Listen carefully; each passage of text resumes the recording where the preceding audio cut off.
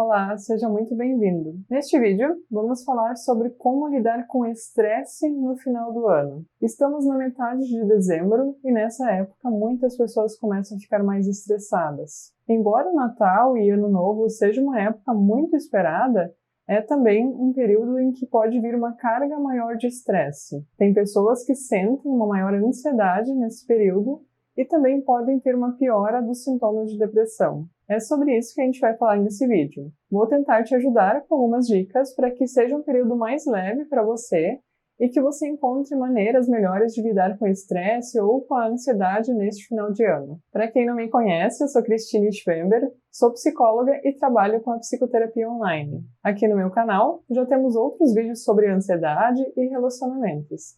A minha intenção é sempre trazer conteúdos da psicologia que você possa aplicar no seu dia a dia. Então, se você ainda não for inscrito, sinta-se convidado a se inscrever, assim você pode continuar acompanhando os novos vídeos que vão vir. Eu considero importante a gente falar sobre estresse de final de ano, porque é uma época em que se foca muito em outras coisas. Por exemplo, de alcançar as metas do trabalho.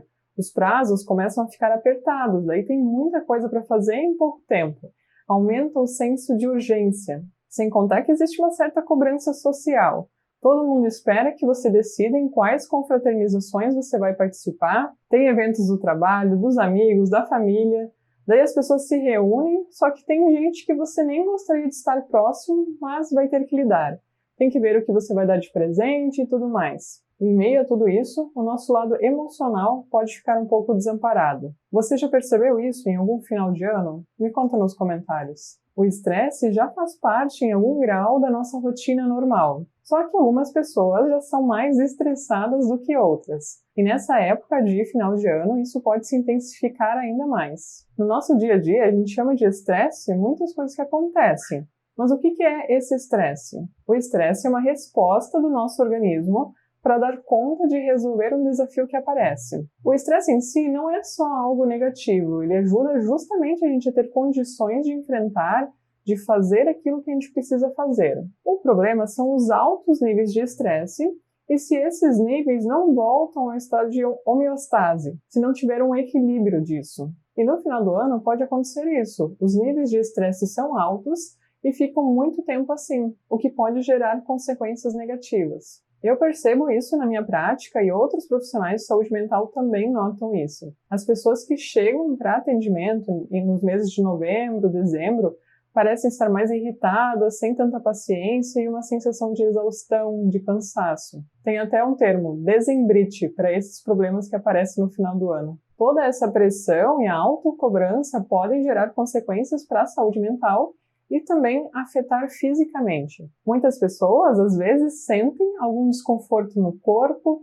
e nem associam que isso tem ligação com o estado emocional e com o aumento do estresse. Então, a minha primeira sugestão é você ficar atento aos sinais que o seu corpo está mostrando. Por exemplo, se você nota uma alteração no seu sono, está tendo dificuldade para dormir ou dorme, mas sente que não é um sono reparador. Se você teve um aumento no apetite ou, ao contrário, está sem apetite, ou começou a aumentar o consumo de álcool, se está fumando mais. Também observa se tem mudanças de humor, mais irritabilidade, tristeza, apatia. Tudo isso podem ser sinais de que o seu estresse está se intensificando ou ficando mais crônico. Cuidar disso é importante justamente para que isso não leve a outros transtornos, como os transtornos de ansiedade e depressão. Para prevenir esse estresse e as consequências que o estresse pode causar, é importante ver como está o seu ambiente e como estão as suas habilidades emocionais para lidar com as questões do ambiente. A gente falou antes do trabalho. Talvez você esteja num trabalho que te exige muito, que você precisa trabalhar muito e não tem como sair disso. Então é bem importante buscar fazer pequenos ajustes que possam trazer alguma melhoria no seu dia a dia. Então vamos pensar. Só um exemplo, se você precisa trabalhar durante muitas horas, tenta então te alimentar bem para que o seu corpo esteja bem nutrido. Senão isso pode virar mais um estressor. Ou, se você tiver a oportunidade, fazer pequenas pausas durante o trabalho. Tenta se desconectar um pouco, respirar devagar. Fazer isso de uma forma bem intencional. Se for para parar para tomar um café, Presta atenção no sabor, nas sensações que você estiver sentindo naquele momento. É claro que essas alterações no ambiente vão depender muito do tipo de trabalho que você tem, do quanto você tem liberdade para mexer nisso. Eu sei que não é em todo o trabalho que dá para fazer melhorias, mas além do ambiente, você pode trabalhar nas suas habilidades psicológicas e emocionais. E um ponto inicial bem importante é conseguir identificar o que você está sentindo. Como eu falei antes, que sinais o seu corpo está mostrando. Eu já fiz um vídeo sobre inteligência emocional e lá eu falo um pouquinho mais sobre isso. Eu vou deixar um link passando no card se você quiser ver depois. Mas por que é importante a gente reconhecer as nossas emoções? Quando a gente não percebe as nossas emoções, a gente vai agindo no automático. E esse jeito, ao invés de resolver problemas, pode acabar dificultando mais as coisas. E numa época que a gente já tem muitas coisas para resolver, tanto pessoais quanto profissionais, é importante a gente ter habilidades para resolver problemas. Se você está num desafio e tem coisas que você pode fazer para resolver isso, então se concentre no que você precisa fazer. Agora, se não tem nada que você possa fazer para resolver esse problema, talvez trabalhe a sua mente para não ficar focando nisso. Se concentre nas coisas que você pode e consegue resolver. Uma outra coisa bem importante, e que até tem ligação com a habilidade de resolver problemas, é você pensar em quais são os seus limites. Isso vale tanto para o trabalho, para a família, para os amigos também. Que tipo de coisas você precisa ter no seu dia a dia?